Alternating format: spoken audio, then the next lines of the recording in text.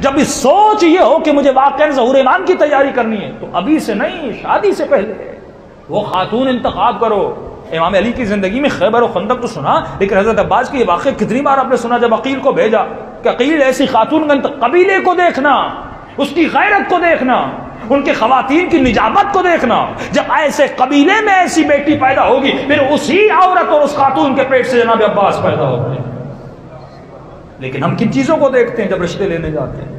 ہم جب بیٹیوں کی شادیاں کرواتے ہیں تو کن چیزوں کو مد نظر رکھتے ہیں؟ واللہ ہم چیزوں کو مد نظر نہیں رکھتے کہ رسول خدا کے بڑے سخت جملے ہیں، فرمایا جس نے بیٹی کی شادی اس سے کروائی کہ مال کو دیکھ کر، جاہ کو دیکھ کر، مقام کو دیکھ کر بیٹی کی شادی کروائی، پیسے والا ہے، مالدار ہے، فلاں ہے، فلاں ہے، فلاں ہے، لیکن اس کے اخلاق کو نہیں دیکھا، اس کی تقویٰ کو نہیں دیکھا، اس کی کفویت اور اس کی ذہنیت اور مینٹلٹی کو نہیں دیکھا۔ اگر اس نے مال کو صرف دنیا یعنی عقل معاش، صرف معاش کو دیکھ کر اس نے قدم اٹھایا اور بیٹی کی شادی کی، فرمایا شادی تو کر دے گا لیکن انعام اعمال میں لکھا جائے گا اس نے بیٹی کی شادی نہیں کروائی بلکہ اپنی بیٹی کا قتل کیا۔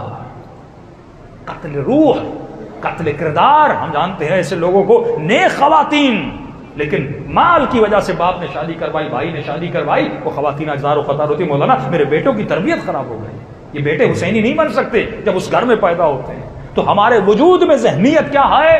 ذہنیت یہ ہے کہ ہم صرف معاش کا سوچتے ہیں، معاد کا نہیں سوچتے۔ اگر تجھے امام زمانہ والا معاشرہ بنانا ہے اور ظہور تک تمہیں جانا ہے تو جب قدم اٹھاؤ تجھے معاد اور قیامت اور قبر کو ذہن میں رکھنا ہوگا کہ میرے ان قدموں سے میری قبر کو کیا فائدہ ہوگا اور میری دنیا کو کیا فائدہ ہوگا۔ یہی امت وسط کا تصور ہے کہ جب دعا قنوت پڑھتے ہو تو کہتے ہو ربنا آتنا فی الدنیا حسنہ وفی الآخرۃ حسنہ، اے خدا دنیا بھی بنا آخرت بھی بنا۔ صلوات پڑھے محمد و آل محمد۔